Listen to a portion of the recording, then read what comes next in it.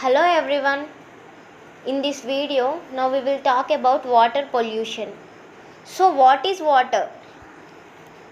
As we all know, water is a very important integral part of our lives here in this planet.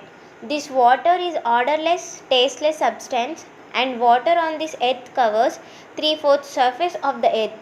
So, what we know about water on the earth? We know that on the earth's surface it is 97% of the water is a salty water, so we cannot use this water for drinking purpose or for preparing food or even for the agriculture. We cannot get this water to use for any of the purpose. So what we do with this salty water?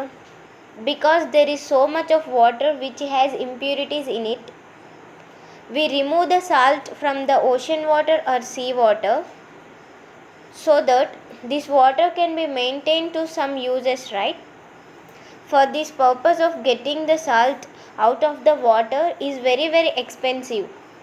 We use water for drinking, for irrigation, for industrial purposes, agriculture, and for other public use, and also for domestic use. Though water is a very prime element of many industrial processes, as well as even for us, for human beings to survive in this earth. Water is a kind of food for us. Now we are going to learn about water pollution. What is water pollution? Water pollution occurs when chemicals, waste, or other particles cause a body of water to become harmful to everybody. We cannot imagine our life in this planet without water, right? So, we should control water pollution. Here we can see some of the methods of water pollution. Following are the controlling methods of water pollution. Treatment of drainage water. The drainage system should be in a proper way and the drainage water should be treated to remove the pollutants. The drainage water should be treated by physical, chemical and biological methods to remove the pollutants. Treatment of industrial influence. The industrial influence contain various toxic chemicals depending upon the nature of industry.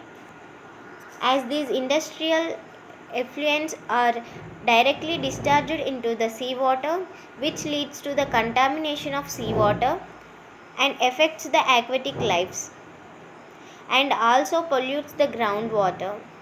To stop the entry of these poisonous industrial effluents into a seawater, we have to treat these industrial effluents by physical, chemical and biological methods. This treated water can be safely discharged into the water bodies. Control over unhygienic practices. Municipal authorities should see that people should not use rivers and open ponds for washing of clothes, cleaning of animals, swimming, etc. Stabilization of ecosystem. This would involve reduction in waste input, harvesting and removal of biomass, trapping of nutrients, aeration and fish management. Examples for the stabilization of ecosystem. Some species of algae such as Chloronella are excellent biological oxidants and are commonly found in polluted waters. These algae consume phosphorus, nitrogen and organic compounds. And the second example, water hyacinth is extremely efficient in absorbing nutrients, heavy metals and organic substances from wastewater. Removal of pollutants. Techniques like absorption, ion exchange, electrolysis, reverse osmosis can be used for the removal of chemical and radioactive water pollutants. Phenolic compounds can be removed by the absorption. Mercury can be removed by ion exchange process. Phosphorus can be removed by the electrolysis. Salts can be removed by the reverse osmosis. And the last controlling method, defluoridization. Simply we can say that removal of fluoride from the water is called defluoridization. The excess fluoride present in the water is removed by three methods. Activated charcoal method using resins, and as well as know that Nalgonda method. In this method, fluoride present in the water is removed by using alum, lime and bleaching powder. People should be educated in favor of necessity of effective water pollution control. Thank you.